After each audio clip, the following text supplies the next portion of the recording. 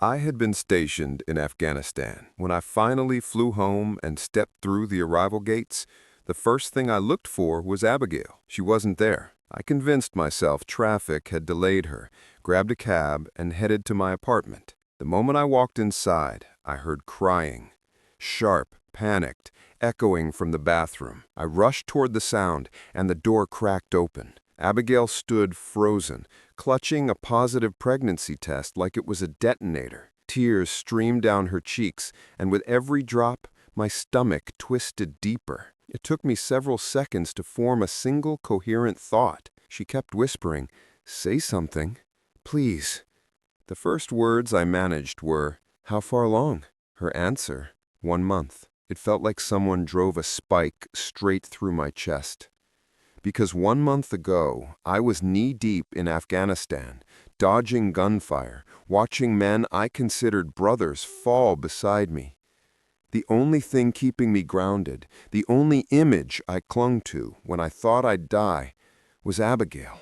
I fought to survive because I couldn't stand the thought of breaking her heart. Meanwhile, back home, she was in another man's bed. The betrayal hit like a tidal wave. My blood burned.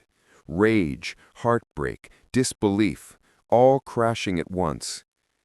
I demanded the father's name. She whispered it, someone I'd never even heard of, and the room went red. She tried explaining, but I couldn't hear anything past the roaring in my mind. I stormed out. I didn't trust myself to stay. I knew I'd never hurt her, but I also knew I couldn't breathe in that apartment a second longer. When I came back the next morning, she was gone. Only a letter sat atop what used to be my coffee table. She said she feared for her life. She said leaving was best for both of us. She had been my whole world. After losing my parents and brother in one devastating accident, she was the only person who kept me going. She had sewn my heart back together after tragedy. I thought we were meant to grow old together, but she left everything behind. Our future, our plans, our home. For someone she barely knew. I spiraled hard. The PTSD I'd managed so carefully snapped its leash.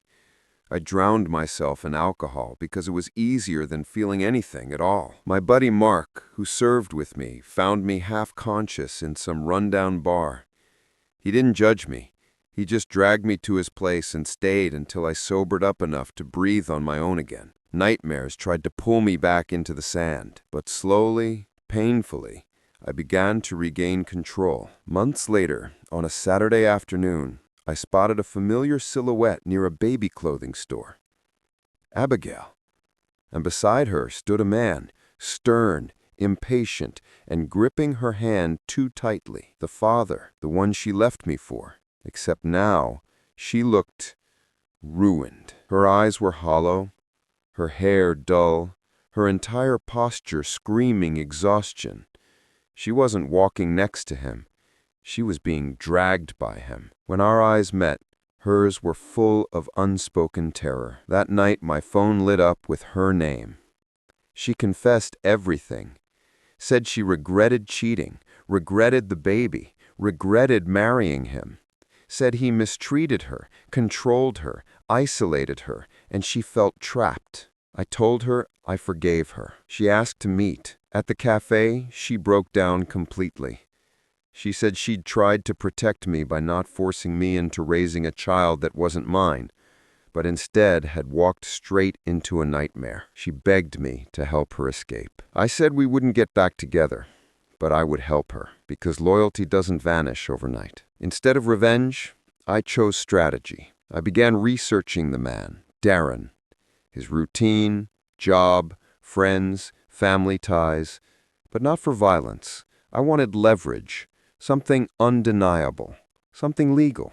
I dug deep into social media. Old comments, tagged photos, a pattern emerged.